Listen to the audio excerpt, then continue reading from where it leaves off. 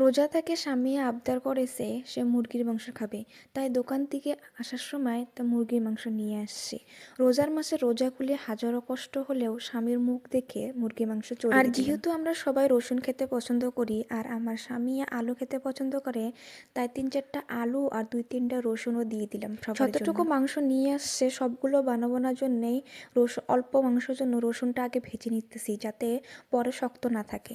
সব মশলাগুলো একসঙ্গে নিয়ে ভালো মতন কষিয়ে ওটার মধ্যে কিছুটা মটরশুঁটি আর টমেটো দিয়ে দিছি। আর আমার মুরগির মাংস প্রায় কষানো হয়ে গেছে। এখন এটার মধ্যে অনেকটা পানি দিয়ে দেবো সিদ্ধ হওয়ার জন্য। আর দেখুন সারাদিন রোজা থাকে, মুখের দিকে তাকানো গেতেছে না, কিন্তু তবুও মুখের মধ্যে হাসি স্বামীর জন্য। আর এই তো আমার গোশটা প্রায় হয়ে এসেছে। আর এখানে দেখেন মুরগিটার ভিতরে একটা ডেমো ছিল, এটা আমার অনেক অনেক পছন্দ, তাই এটাও দিয়ে দিছি, এটা রাখিনি আলাদাভাবে। আর এখানে মোটামুটি আমার সবটাকে হয়ে গেছে। দেখতে কীরকম লাগছে কমেন্ট করে জানাবেন। আর খেতে তো অনেক অনেক টেস্টি হয়েছে। দেখা হচ্ছে অন্য একটা ভিডিওতে। আল্লাহ হাফিজ।